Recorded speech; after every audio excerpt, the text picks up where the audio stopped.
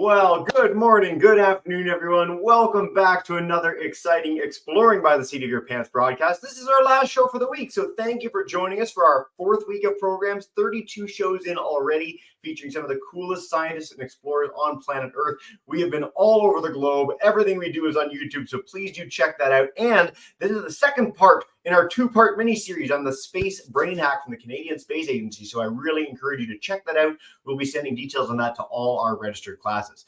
Now, I'm so excited that of all days, you're joining us today because we are back live with one of my very favorite scientists to bring on the program. In fact, he's becoming one of the most popular people we ever bring on. I think this is your fifth or sixth talk today, Chris.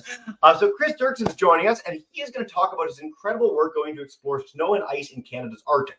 Now, Arctic programs in general are insanely popular. We love to feature what's happening at our pole, the edges of this planet. Now, Chris is on the front line of climate change, getting to go to some of the most remote places on planet Earth to study and understand what's changing in these icy wilds. So I hope you're as excited as I am about all this. And without further ado, Chris, welcome back to Exploring by the Seat of Your Pants, man. Great to be here, Jesse. Great to see you again. Thanks very much for having me on. Absolutely. Anytime. I know you've got a lot to share with us. If you want to dive in and bring up our presentation, we can get underway. Let me get my screen shared here. You should be able to see it. We are almost there. Oh, I'll wait till the presentation's up before I bring it up. I'll note too for our class, if you're on YouTube, let us know where you're joining from. We'd love to hear from where you are from all across Canada and the US. But now with that, Chris, you are officially in. So I'll turn it over to you and disappear myself. Okay, sounds good, Jesse. Thanks a lot. And I'm assuming my technology is working and everyone can see my slides. If anything remiss happens, please speak up. But yeah, great to be here today. My name is Chris. I'm a research scientist at Environment and Climate Change Canada. I'm based in Toronto, and I'm going to talk to you a little bit today about my experiences in the field measuring Arctic snow and sea ice. And I'm going to focus a little bit on the use of satellites. We rely a lot on satellite data to do the research that we do. So I'm going to show you some imagery and some things we do from space, talk a little bit about how important it is still to make measurements on the ground when we're trying to interpret data from satellites. And yeah, give you hopefully a few new things to think about. So what is my job? So I'm a research scientist, as I said, at Environment Canada, and I work with a research team that's focused on using satellite data to understand how climate change is impacting the Arctic. So areas covered by snow and ice, we want to know, as temperatures on our planet are gradually getting warmer, how are these regions responding to climate change and how are they influencing climate change itself? So really, for me, the favorite part of my job is the field work. So getting out into the Arctic, I've been really fortunate to go to the Arctic about 25 or 30 times in my career, working with colleagues like in this photo here, really good friends that I work with and camp with across the north. So really, it's the most fun. So the satellite data itself are cool. I like that part of it too, but getting out doing the ground truth measurements in the Arctic is really the part that I enjoy the most. So how did I get interested in Arctic snow and ice? Well, when I was a little kid, I was always interested in playing in the snow. I was fascinated by reading about Antarctic explorers, Arctic explorers. This here is an example of a pretty terrible igloo I think I tried to build at some point when I was small. So my skills have improved somewhat since then. I was really lucky in 1994, many years ago now, to get my first trip up to the Arctic. I camped on the sea ice for 2 months and got to do all sorts of interesting things. And that first trip really got me excited about continuing to do research in the north. And I've been lucky to be able to go back many times since. So my own expertise, my personal research is on snow, and I can talk about snow for a long time because I think snow is a really interesting material, and it's important to us across the planet for many different reasons. And so some of the basic reasons why we care a lot about snow and do a lot of research on snow is that it provides fresh water when it melts. So a lot of people across Canada, the water we drink, the water we use, it comes from melting of snow every spring. Snow also, as you know, is very bright. So when you're outside on a sunny day in the winter, it really helps to wear some sunglasses. So snow is really bright. It reflects energy from the sun back out into space. So it helps keep our planet cool. So even as climate change is happening and we know the Earth is getting warmer, if it wasn't for the important role of snow cover, the warming would be happening even faster. Also, snow actually is a really good insulator. It's a material that keeps the ground underneath the snow quite warm. It's why igloos are really effective for keeping you warm. So this influence of snow on the soil is really important as well. We also know that lots of animals live on snow. So animals like caribou and polar bears, they depend on the structure of snow to move across the landscape. And also some animals like lemmings live in the snow. And so it's really an important habitat for many, many creatures as well. And also, we know that snow responds very directly to climate change. I always say part of my research is really, really basic because, as temperatures warm, when temperatures get above zero, snow melts. It's pretty basic physics, pretty basic science. So because of that immediate response of snow to temperature, we understand exactly we can really understand the role of climate change and how it influences snow. And snow is a really interesting indicator of how temperatures are warming. So some of the things that we think about when we're trying to measure snow, like when you walk in the snow, is it the same depth everywhere? Like obviously it's not. Snow drifts, it moves around. What makes snow move? Well, wind, that's one major thing. What makes snow stop moving? Vegetation or slopes, all of that controls how snow moves across the landscape. This is a photo from the Arctic I took many years ago, and it's really interesting to see just within this one little area, you can see bare ground. So the snow depth is zero. It's been blown off of these surfaces here. But then right next to that, you get these massive snow drifts where the snow might be 5 or 10 meters deep. So it's a really variable element across the Earth's surface, and it's really important that we get out and measure it and understand more about snow. So also that last photo kind of showed how snow varies in space as you move across the landscape, but vertically, snow is a really interesting material as well. So if you ever look closely when you dig in the snow, are all snow crystals the same shape? Well, they're not. They change their shape during the winter. And as snow sits on the ground, it doesn't stay the same. It settles, it compacts, the grains change their size, the snow grains change their shape. And all of this is really important to us in how we interpret the satellite data when we're looking at snow.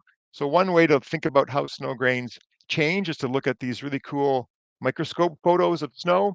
And if you move kind of around from photo to photo, you can see these classic snowflakes in the top left. This is what a lot of snow looks like when it first falls. So it's the classic 6-armed snowflakes here, really interesting shapes.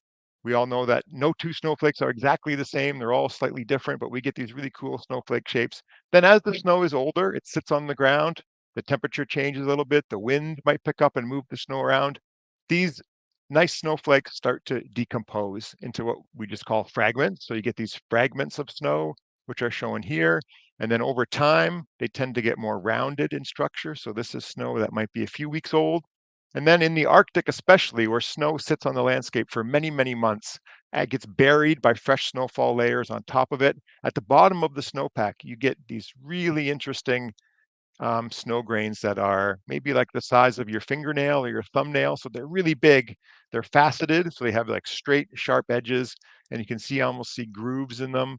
They're really, really cool features. So the snow changes a lot. It goes from this classic snowflake shape at the beginning of the season, and then in the Arctic, by the end of the winter, a lot of the snowpack looks somewhat like this. So snow, just to tell you that snow is a really interesting thing to measure, and it's why I enjoy my job so much. So why do we need satellite data? I thought I'd take a few slides to just focus a little bit on information that we get from space.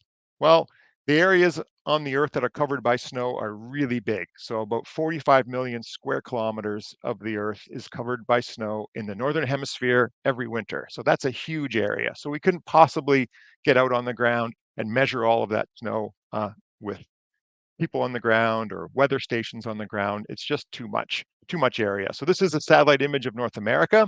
You can see it's just a period in the middle of the winter from some time. And what I've also put on here are just different photos of different landscapes. So not only does snow cover a really large area, but the snow itself is very different depending on where it falls. So in the Arctic, it gets blown around a lot. In the mountains, it tends to be very deep. In the boreal forest, it's a little lower density, so softer snow that gets quite deep. And then in prairie areas, also wind really blows it around. So snow is very different from place to place. So the satellite coverage of large areas like across Canada can tell us a lot about the snow that we couldn't possibly measure by being on the ground.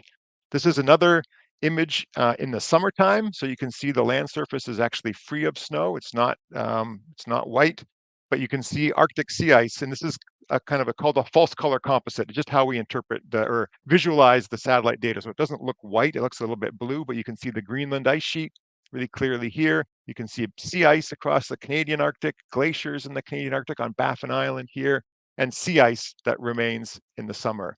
And so we couldn't possibly have this perspective. We couldn't possibly understand how snow and sea ice are changing if we didn't have observations from space that help show us what things look like. And these satellites have been in space for many, many decades in some cases. So we have data going back to the 1980s. So we have 40 or 50 years of data, which really helps us track how things have changed decade to decade. This is an animation, so it's going to move fast, so I'm going to play it a few times. But satellites also give us really good repeat coverage. They can look at the same place day after day after day, and we can understand how and why changes are happening. So this is, you can see there's some black areas that move across this animation. That's because the coverage of each image is slightly different, but we've animated a whole bunch of different days of data together. This is Ellesmere Island in the center, Greenland on the right, and this little strait is a place called Nares Strait. And it's really interesting because what you'll see, if I'll keep running it again, if you keep your eyes here, you can see the sea ice actually moving. So there's an ice arch here that blocks the ice from totally flowing down. So this ice is all rigid here, but now you can see it start to flush out as air temperatures warm and things change. You can see the sea ice move there. So maybe I'll play this one more time. I think this is pretty cool. This is over like a 2 or 3 month period. You can see the ice conditions really change in this area here. So we can actually track the amount of ice that gets flushed out of the Arctic through Nares Strait and other straits. You can see the glaciers changing as well on the land surface here. So these kind of repeat coverage day after day after day over large areas is really what makes satellite data powerful for us.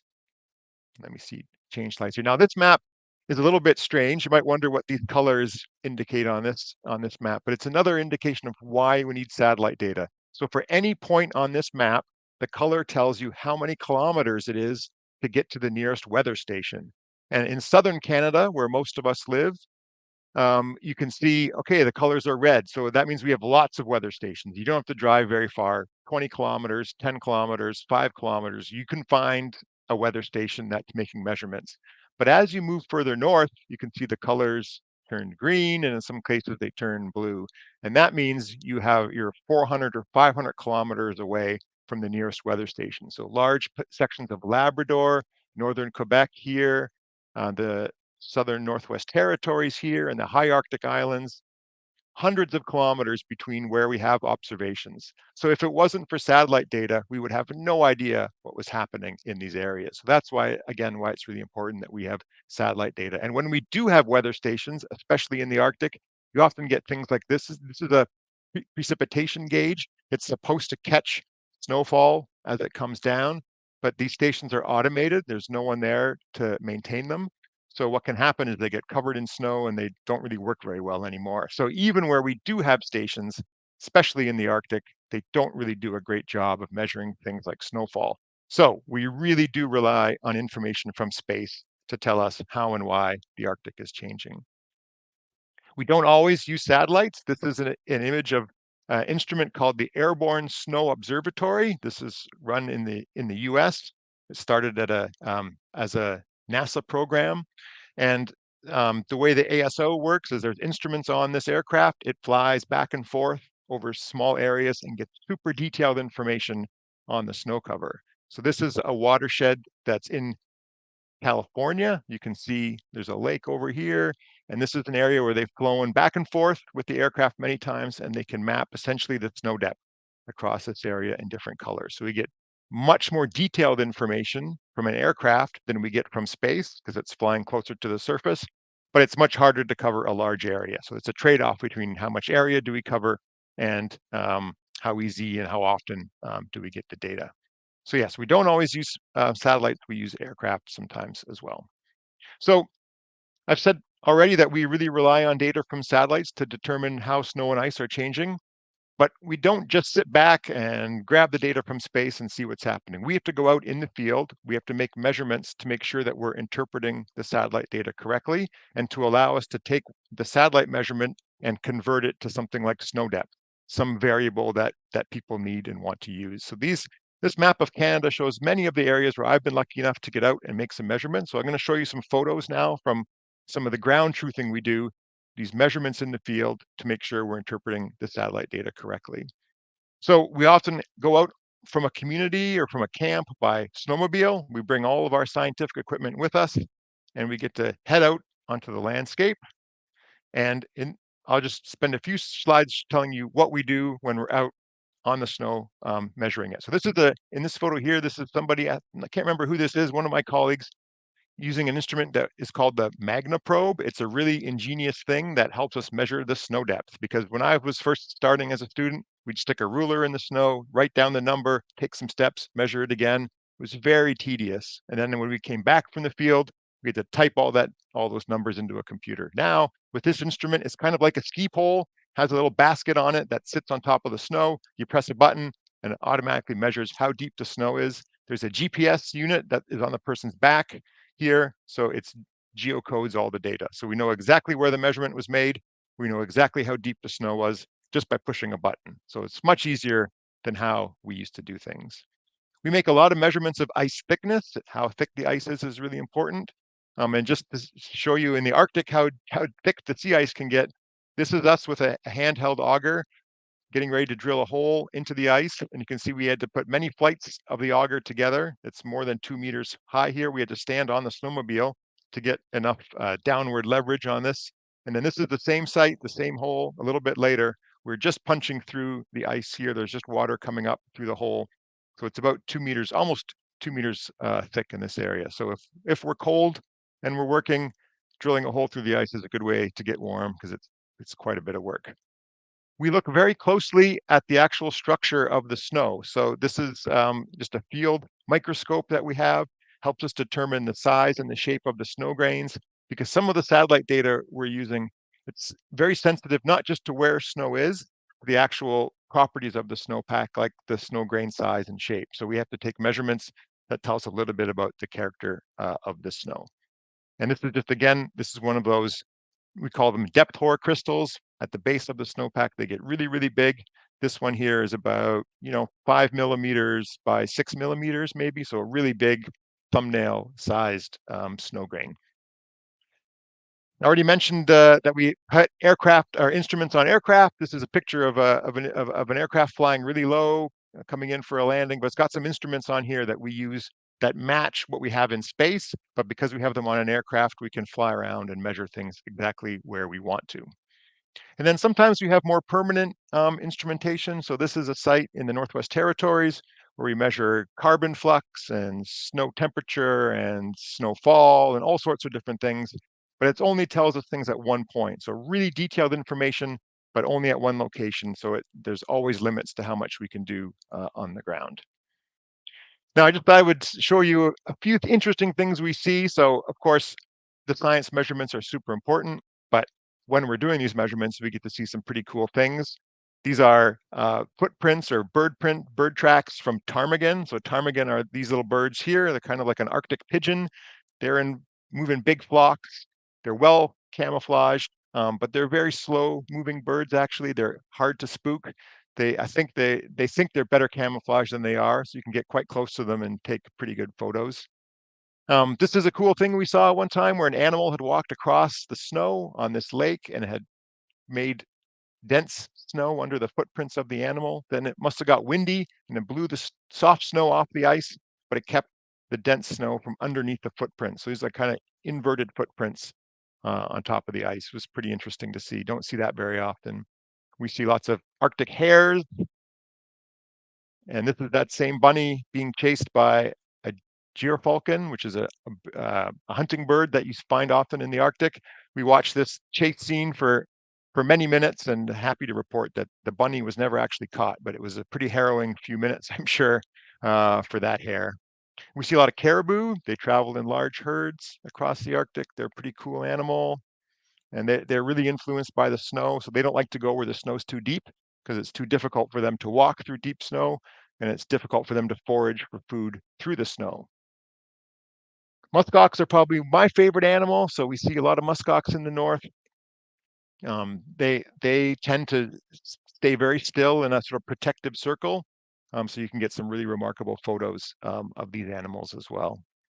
Sometimes we see really strange things that we can't understand. This was a spider. I didn't know spiders could live in the snow. Apparently they can, because one popped out when we were digging a snow pit. We find weird scat from animals. This is, I think, some polar bear poop, pretty big. It's almost the size of my glove. Some polar bear footprints there. So you never know exactly what you're going to come across. We see a lot of northern lights when we're working in the times of year where it's getting dark. This is really a fascinating thing to see. It's aurora in the atmosphere. So these are just a few photos. This one was pretty cool. Had like a nice circular shape to it, kind of like a donut. And then one year, we were really lucky. We had some Inuit elders who came. They were curious what we were up to outside of their community. So they came and built an igloo and stayed with us and did some ice fishing and other things while we did our measurements. And we got this really cool photo of their igloo with these northern lights one night.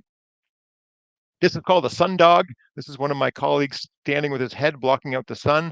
But if you look to the side, you can see, looks like there's extra suns to the right and the left and little kind of rainbows as well. When the atmosphere is really cold and there's lots of ice crystals in the atmosphere, you get this rainbow effect and this sort of mirrored images of the sun, like there's three suns in the sky. Pretty unusual, and you only see that in the Arctic. I just got back. I was just talking to Jesse before we went online. I just got back from a trip to Greenland. It was my first time actually going to the Greenland ice sheet. And I was lucky enough to visit a drilling station where they drilled for 2 kilometers vertically through the ice all the way to the bedrock. This is what the drilling camp looks like. The people who work and live there actually have this geodetic dome where they get to stay in, and they were kind enough to give us a beautiful lunch one day when we visited. So this is a photo of their drill camp that we visited. We were flying around in a Twin Otter aircraft, landing on the ice sheet, and I was making measurements of the snow, and my colleagues from Denmark would maintain the weather stations and add some new instruments. So that was kind of neat to see. And I just have to say that the scenery around Greenland, I won't go into too much detail today, but it was stunning. You get sea ice along the coasts, you get tall mountains, glaciers, really a beautiful landscape. It was my first time there, and I would love to go back if I get the chance. And sometime I'll talk more about my time on the Greenland ice sheet. It was pretty special. So I'm just about out of time, but I hope my presentation today gave you a little flavor for why we use satellites, why we use remote sensing to understand changes across the Arctic. We really rely on satellite data to provide information on the atmosphere, the biosphere, so that's like plants, and the cryosphere, which is snow and ice, our oceans, really many different scientific communities rely on remote sensing data. I think it's a fascinating field. I've been working in this area for many years now. And no matter what your interests are, I think what's interesting is there's many sort of sub-disciplines within remote sensing. So if you're interested in satellites and sensor technology, there's a whole kind of engineering field that's built up around satellites and sensors.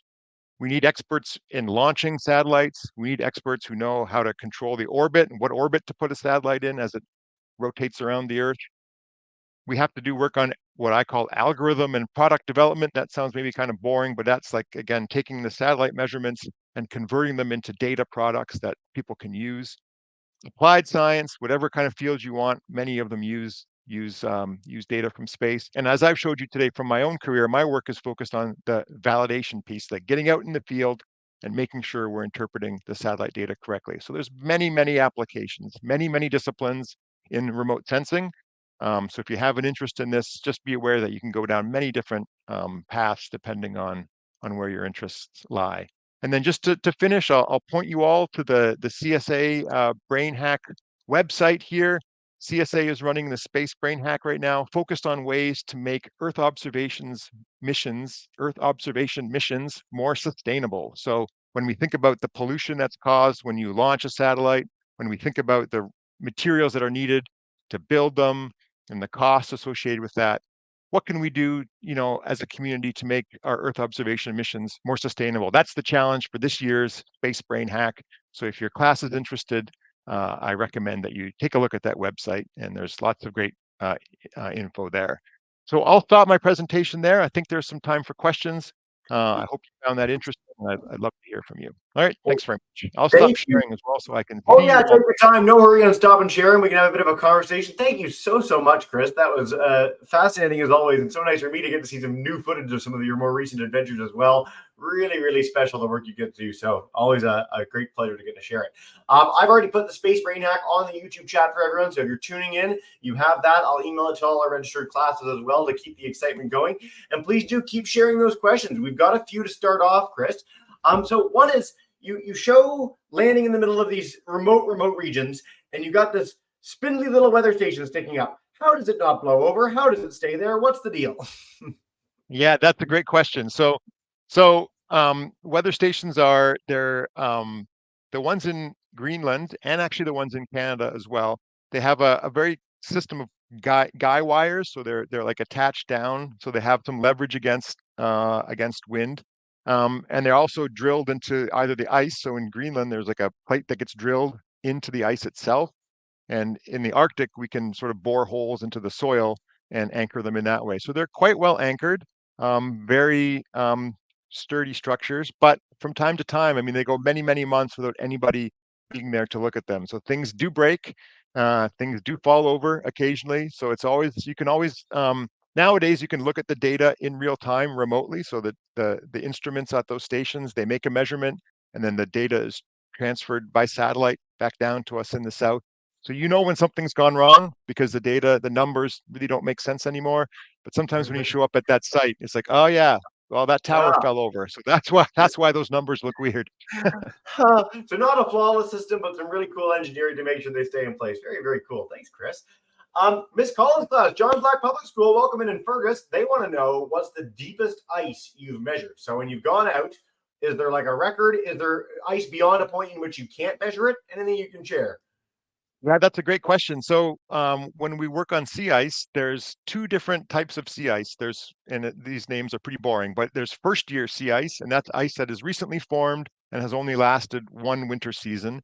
Then there's multi-year sea ice, and multi-year sea ice is ice that goes through one seasonal cycle. It doesn't melt, so then it gets a bit thicker, and then it doesn't melt, gets a bit thicker. So that ice lives for many years. And one time I think we had 5 meters worth of auger flights, and we never got through. So that sea ice was at least 5 meters thick, probably more. So that was a lot to try to drill by Oh, hand. So that's ice that's floating on the ocean. When you go to Greenland, it's a totally another different scale. So when I was at that drilling camp, they had just finished drilling all the way through the Greenland ice sheet from the top all the way to the bedrock underneath. And it was like 2.2 kilometers of ice. So you can imagine that took them, I think, 5 years of wow. drilling Yeah. to get all the way through that. So pretty incredible scales of how thick the ice can get in some parts of the planet. I'm so glad you mentioned this because one of the things that really shocked me when I was about the age of most of our students today is learning a little bit more about the ice ages. So you might have heard about the ice ages. Ice used to come a lot further south. So if you're in Southern Ontario right now, which is where I grew up, where quite a few of our classes are today, back 15, 20,000 years ago, you would know the stats better than I would, but we had that much ice on top of us. Like we had a kilometer plus of ice straight up from where you're standing right now, which is insane. And it's all melted back over time. And now it's at the further reaches of our planet, but that is like a mind blowing stat to me. It is. It's pretty amazing. Yeah. And our so much of our landscape around us, if you like, I'm in Toronto, and so much of the landscape in this area has actually been carved by ice or by the meltwater that came when the ice sheet retreated. So even if there's no ice or snow, not much snow around or not much ice anymore, our landscape still indicates to us what happened, tens and tens of thousands of years ago. I'm going to harp on this for a second because this is another thing that's really cool. If you look at a map of Canada, there's lakes everywhere. That's very unusual. Most countries do not have endless amounts of lakes. Russia has quite a few lakes. So the countries that used to be covered in this big sheet of ice, as the ice went back, deposited all these little pools of water that became all the lakes that flood the landscape. A lot of our landscapes have big weird ridges of rock or big huge rocks in the middle of nowhere. Those are put there by glaciers. I mean, like we posited this theory not too far back in human history that we were like, okay, glaciers used to come this far down. But when you start thinking about the landscape of what it would be without those glaciers, it doesn't make any sense. Like you need that period to explain a huge number of features on our planet's surface, which is really spectacular. So thank you for that, Chris. It is, yeah. And one other, just one last thing about ice sheets is that what's really cool is that like ice is heavy, right? If you think about measure or, the weight of these massive ice sheets, it's really heavy. So in Canada, like our land surface, our crust is actually still going up a little bit because the weight of the ice has melted, the water has run off into the oceans. So the land surface kind of relaxes and goes, and it rises up a little bit. So we're still seeing many tens of thousands of years after the ice melted, we're still seeing the response of the land surface to the loss of mass, the weight of all that ice. There we go. We're back audio. I'm not mistaken. The phrase for that is isostatic rebound. Yes. That's bang on. Great We're job. literally rising. Like it's so cool. Anyway, we can talk about this all day. Let's take another question from online. What's the most exciting thing you've seen in the Arctic? No pressure. The coolest thing ever. Oh, most exciting thing. Well, I have to say, we when I was in Greenland just this last trip, we spotted some polar bears. They were walking along the ice edge, so right like where the land turns into the water. That's typical place you find bears because they're looking for seal and other things to eat. Polar bears don't often come inland, especially in June, which was when I was there. So we thought, well, let's not. We were going for a hike that day. We said, let's not go down to that area. Let's stay on the land side. So we were walking, ho hum, paying attention just to the beautiful vegetation and birds around us. And we came over a little rise, and right over the hill were two bears. We got a nice view of them, maybe a little bit too nice of a view. It was a bit startling to see them that close. So we're trained in how, number one, how to interpret the behavior of the bears. So you have to, is the bear threatened or not? And these bears were pretty chill. They were pretty cool. And we carry rifles and other bear deterrents with us if it really comes to that. But luckily, they kind of looked at us and they weren't too interested.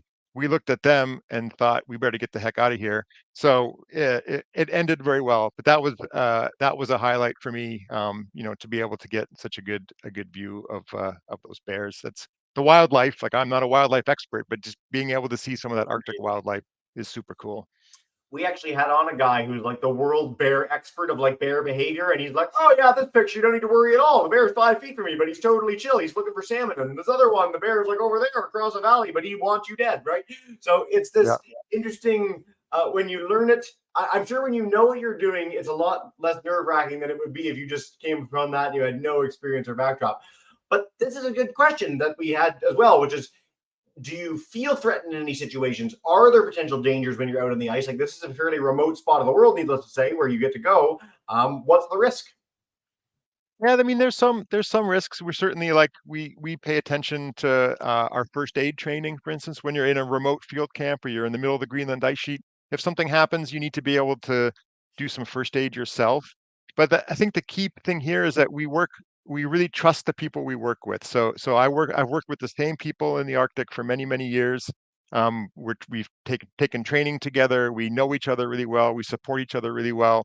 And so that's the main thing, is making sure you're in a safe, supportive environment with people you trust.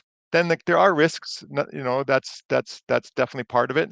But those risks don't feel so bad when you have people around you that can help you if you need it, and you can help them if they need it. It's been really interesting as we started the year because we've had on mountaineers, we've had people skiing the South Pole, we've had deep sea explorers, astronauts, and like universally, this is the thing. We had a tornado chaser yesterday. They always say if you have the prep and you have a team around you, like if you have people who know what they're doing, you're all prepared together, you know what the risks are, you know how to mitigate them.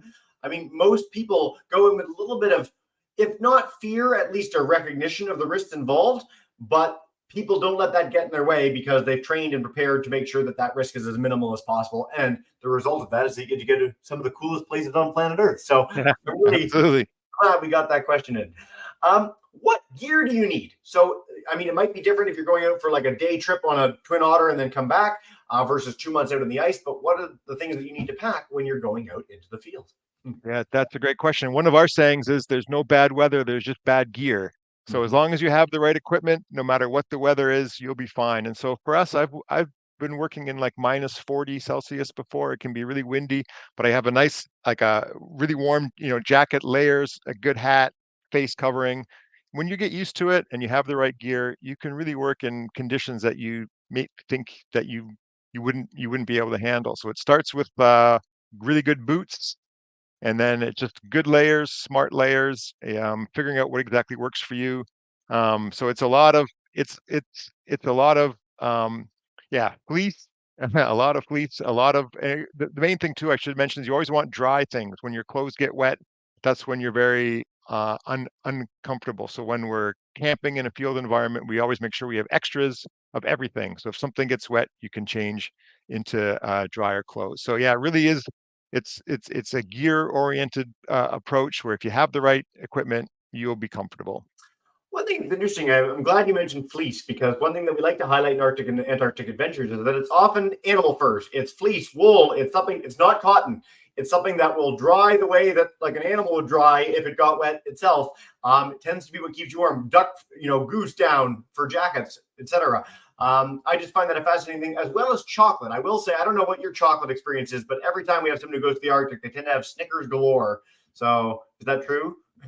Yeah, it's the best because you actually your body burns a lot of energy trying to keep warm, and it's the one time when I never worry about my diet. It's great. You can eat as much chocolate as you want. We just put chocolate bars in all of our pockets because they freeze. You don't want to eat a frozen chocolate bar. You got to keep the chocolate warm, so you keep it in all your inside pockets. And when you start to feel your energy lagging a little bit or getting a little cold, another Snickers bar. So yeah, it's the one time of the year where I can just go crazy on chocolate. This sounds amazing to me because I have a predilection for cookies, and I could just come to the Arctic and be like, "Yes, I had to eat 5,000 cookies because I was out in the field." Yeah. You're Okay. good There to you go, go. kid. Yeah. So, kids for grade 5 through 6, whatever, if you're ever keen, if you really love chocolate and candy like Chris and I, you can get a job as an Arctic explorer, and then it's like free reign from then on. That's your plug of the day. Sponsored by Snickers. No, Chris. Time flies when you're having fun. We are nearing the end of the broadcast. Is there any last message you'd like to share with kids about how they might end up getting a job like yours, getting out to the field, what that process was like, or sort of what you'd inspire them if they want to go on adventures of their own? Yeah, so I mean, for me, as far as schooling goes, geography was what I studied. It's what I enjoyed when I was in school. And so that's what I studied in university.